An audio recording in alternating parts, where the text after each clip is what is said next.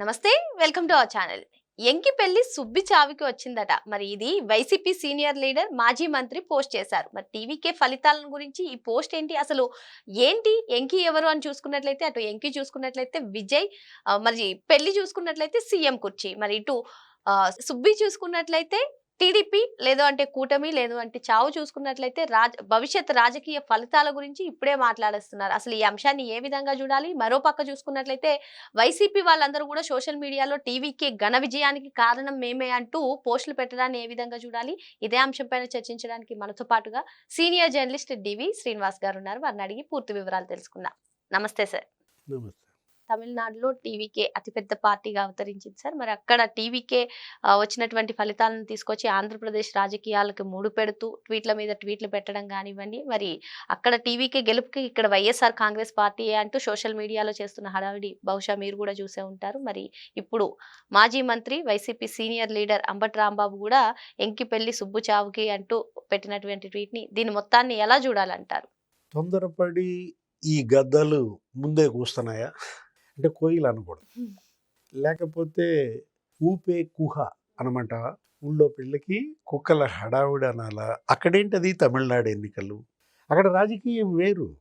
తమిళనాడు యొక్క భావజాలం, అక్కడ ప్రజల యొక్క ఉద్వేగాలు వేరుగా ఉంటాయి. సరే, అక్కడ ఒక స్టార్టప్, పొలిటికల్ స్టార్టప్ ఏంటది? విజయ్ పెట్టిన పార్టీ అతిపెద్ద పార్టీగా గెలిచింది. ఆయన ఈరోజు గవర్నర్ను కూడా మరి నాకు టైం ఇవ్వండి, 14 రోజుల్లో మెజార్టీ రుజువు చేసుకుంటానని కలిసి చెప్పిన విధానం. ఇప్పుడు విజయ్ గెలుపు, స్టాలిన్ ఓటమి, దాన్ని ఆంధ్రప్రదేశ్కి ముడిపెట్టడం ఏంటి? ఎంకి పెళ్ళి సుబ్బి సావు అంటే ఇవాళ ఎలా చూడాలి? ముందు మీ సావు సంగతి చూడండి. మీరు చచ్చిపోయి ఎన్నాళ్ళైంది?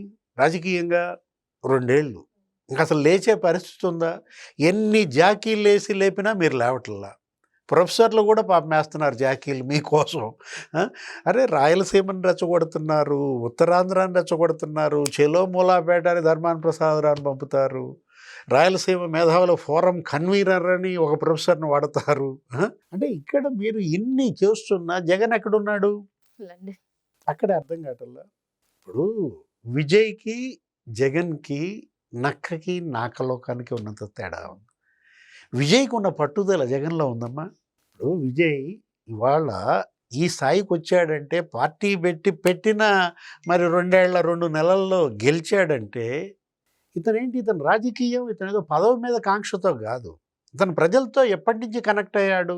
ఇప్పుడు ఇళయ దళపతిగా అటు సినిమాల్లో వాళ్ళ నానంటే అసలు సినిమాల్లో యాక్ట్ చేయొద్దన్నాడంట, పారిపోయాడంట ఇంట్లో నుంచి.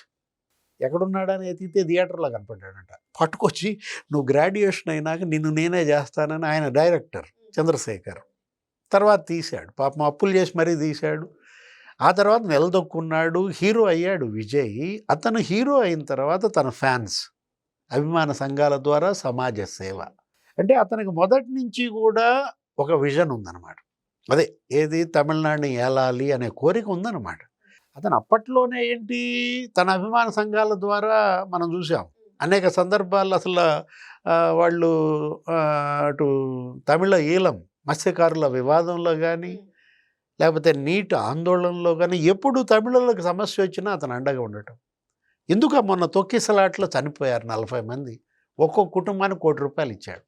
జగన్మోహన్ రెడ్డికి ఉందా? సార్, అయితే అసలు ఈ ఎంకి పెళ్లి సుబ్బు చావుకి అనేది పక్కన పెట్టినట్లయితే, అసలు ఇప్పుడు ఏదైతే వైసీపీ సోషల్ మీడియాలో అంతా కూడా ట్రెండ్ చేస్తున్నారో, టీవీకే విజయ్ గెలుపుకి కారణం మేమే అని చెప్పి వాళ్ళు చెప్పుకుంటున్నారు. మరి ఆంధ్రప్రదేశ్లో ఓటమికి కూడా మేమే కారణం అని ఎందుకు చెప్పుకోలేకపోతున్నారు? అసలు ఆ ఓటమి మీద ఎందుకు సమీక్షించుకోలేకపోతున్నారు? వస్తున్నా, అక్కడికి రాబోయే ముందు మళ్ళీ ఈ పెళ్లి సాగు గురించి కోణం చెప్తా. ఎంకి పెళ్ళి సుబ్బి సాగుకు వచ్చిందంటే అంబటి రాంబాబు పోస్ట్ పెట్టాడంటే అసలు విషయం చెప్పనా? సీక్రెట్, పవన్ కళ్యాణ్.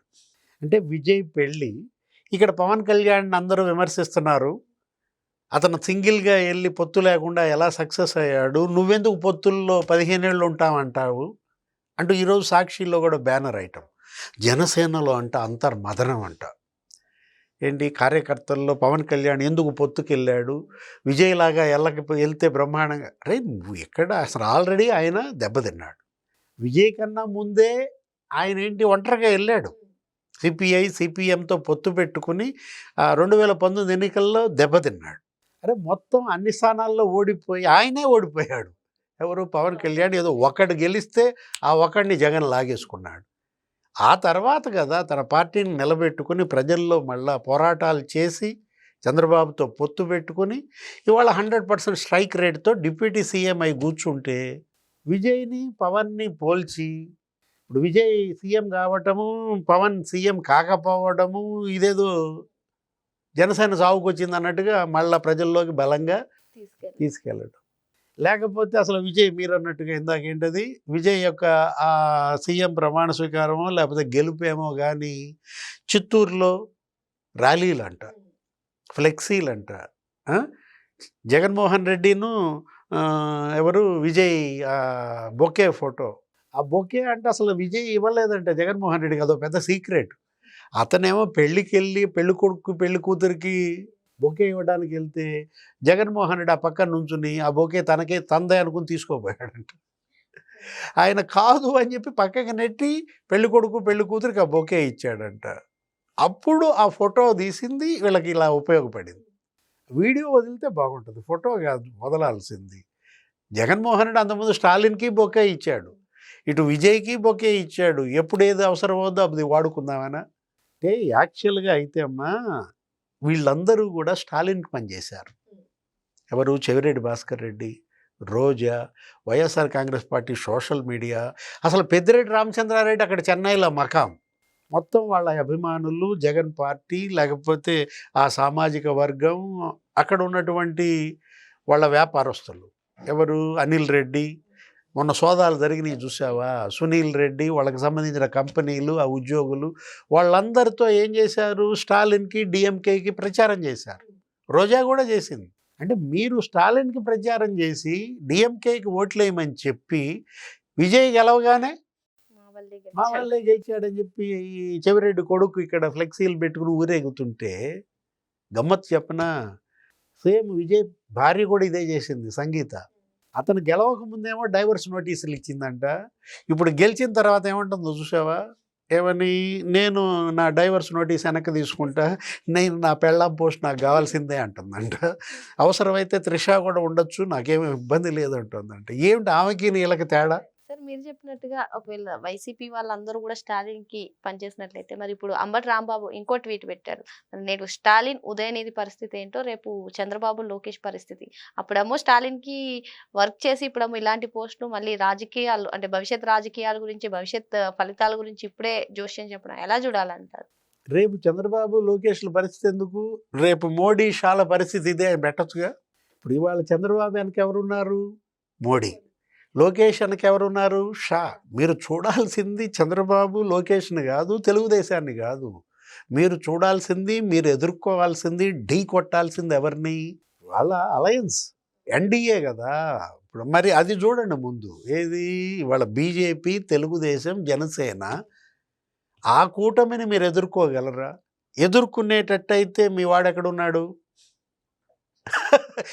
లండన్లో అతను ఉంటే ఇక్కడ నువ్వు పోస్టులు పెడితే అబ్బబ్బా ఎంత దింపుడు కల్లాం ఆశ. ఏ ఆశ? ఇప్పుడు కల్లా అంటే చచ్చిన శవాన్ని శ్మశానానికి తీసుకెళ్ళేటప్పుడు 3 చోట్ల దించుతారంట. దించి లే లే లే అంటారంట. ఏది? నారాయణ నారాయణ ఏదో చెప్తారు చెవిలో. ఇక లెగవమని, అది లెగవదు. ఇప్పుడు ఇవాళ మరి ఈ పోస్టులు దింపుడు కల్లాం పోస్టులా అంటున్నా. మరో అంశంతో మళ్ళీ కలుద్దాం. Thank you sir.